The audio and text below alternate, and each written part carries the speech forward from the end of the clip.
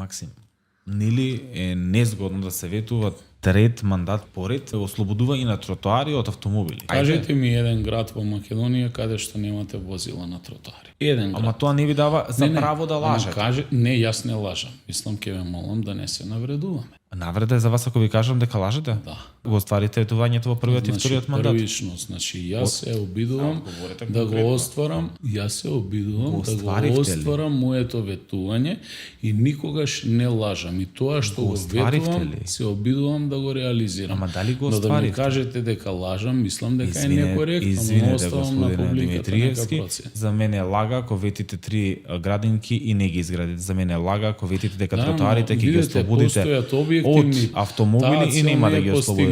Ако некој повеќе сакало судат граѓаните да биде изградена таа градинка, сигурно јас како градоначалник